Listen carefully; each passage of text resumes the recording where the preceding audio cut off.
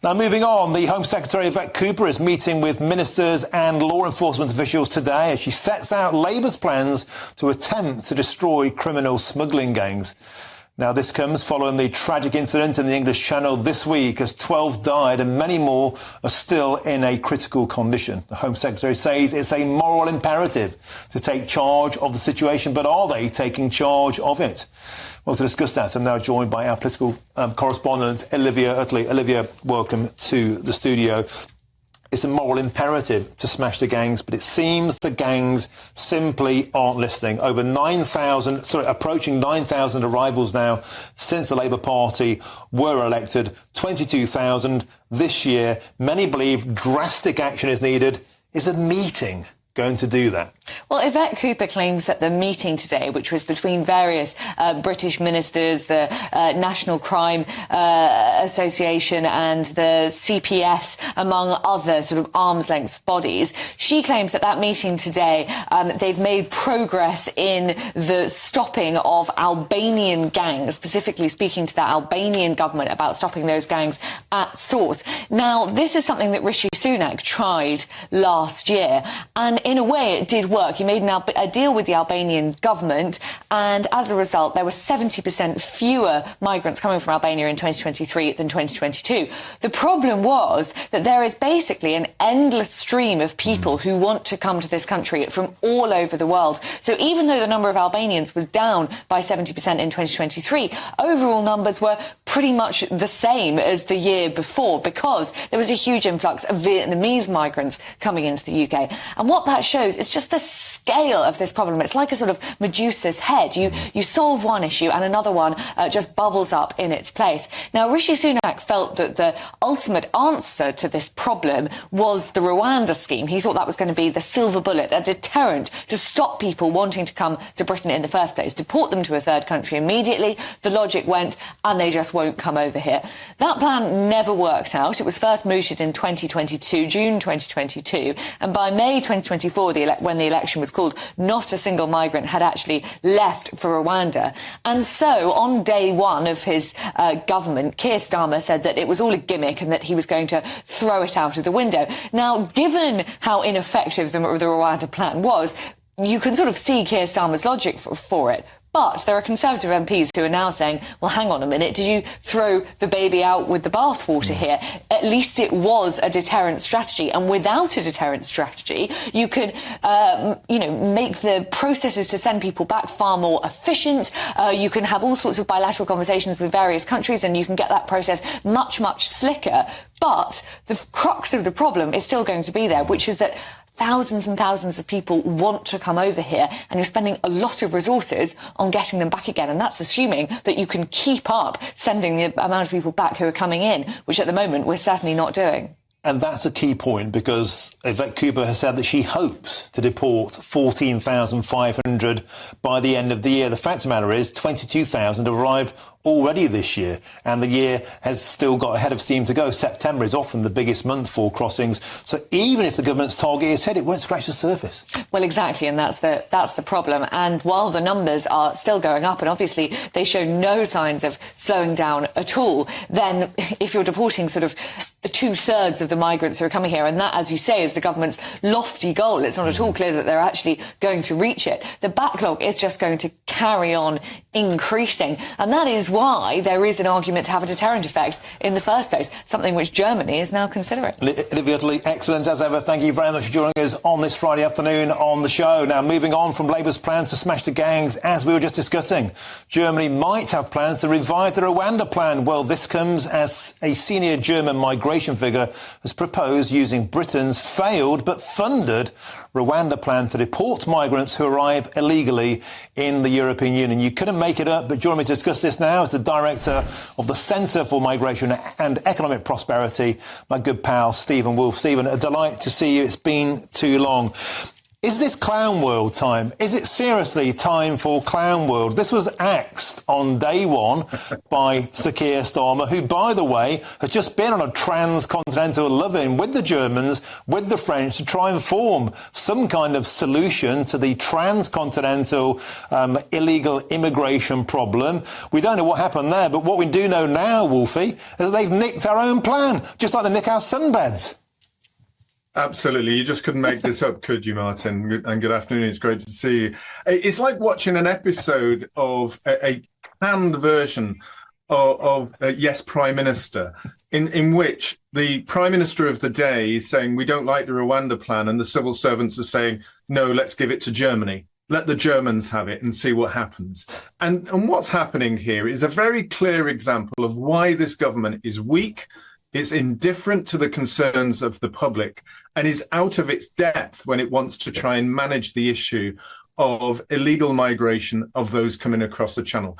As your previous speaker said, there was no deterrence in anything Yvette Cooper has said, and there's been no deterrence in any speech from Keir Starmer. But the Germans are now looking at the only deterrent the British had, Rwanda, and saying, you know what? It might work after all. So let's take the money that the Brits have already done and use it ourselves. Laughable, isn't it? And there's something that particularly sticks in the craw about that. You know, £700 million was chucked into building these establishments. So they're there, tailor-made, off the peg, sitting empty, waiting to go. Now, it's important to point out, Stephen, you know your law, you're a barrister, right? So the Germans are going to use it in a different way to how the Brits would. It won't be a deportation solution with no prospects of return, right? They're going to export and process in Germany. So it's not quite the same thing, but nevertheless, it does beg the question. If it's good enough for the Germans, why wasn't it good enough for Sir Keir Starmer?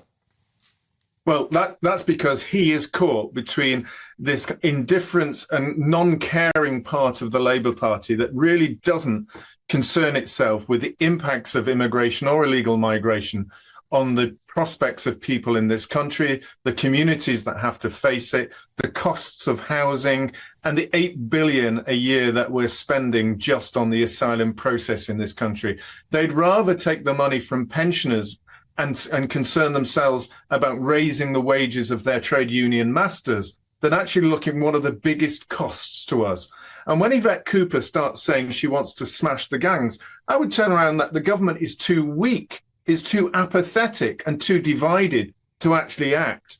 I really would like to have been the fly on the wall in that meeting today to see if there's anything other than passing the paper around the table to see whose responsibility it would be. In a nutshell, Stephen, Woolfe, Rishi Sunak couldn't stop the boats. Can the Labour Party smash the gangs?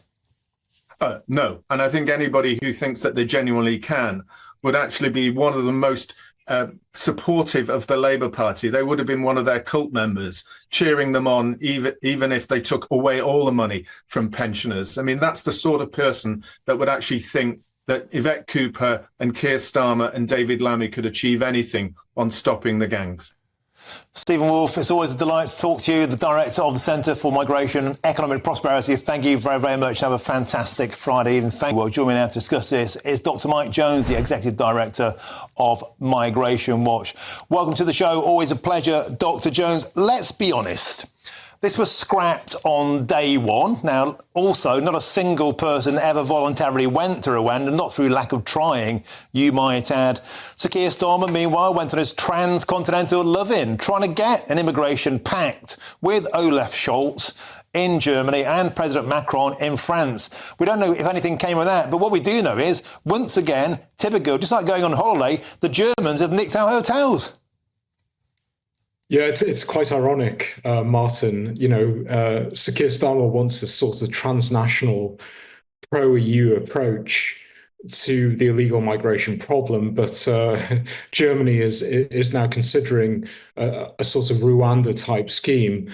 I mean, the thing about the Rwanda plan is it was flawed in certain ways. There were too many loopholes there and possibilities for appeal. However, it did have the potential to act as a deterrent We saw this with illegal migrants trying to, flee the UK to the Republic of Ireland. Ultimately, Rwanda was last chance saloon for the previous government. Now, if Labour wanted to abolish this, and they have, they needed an alternative plan in place, but they don't. Their plan is basically to fast track deportations to safe countries, countries deemed safe by the human rights authorities. And I'm completely supportive of that. But the vast majority of these people are fleeing from unsafe countries. And, even if their asylum applications are rejected, you can't actually deport them. So the Labour Party's approach is completely wrong.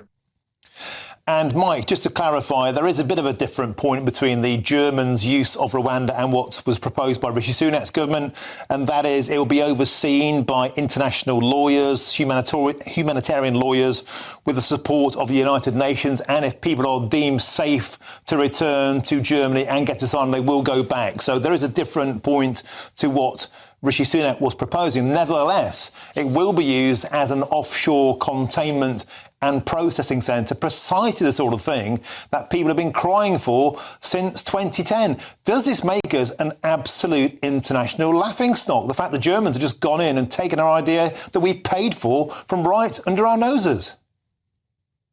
Yeah, I mean, Rwanda-type schemes are being proposed all across Europe. It's not just Germany. There are a number of Scandinavian states who are also considering this. And, it makes sense logically, because if you want to stop illegal migration, ultimately you have to deport people to their country of origin. And if that's not possible, you have to deport them to a third safe country. And obviously, Mr. Kagame and the government in Rwanda is very open to this, and it doesn't surprise me that European states are considering this.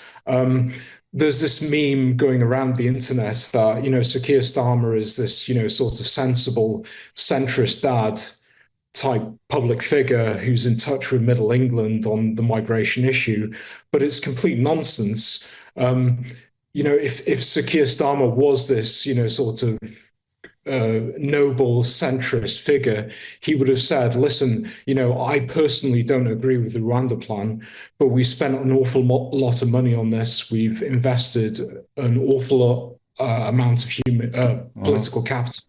Let's trial it for 6 months.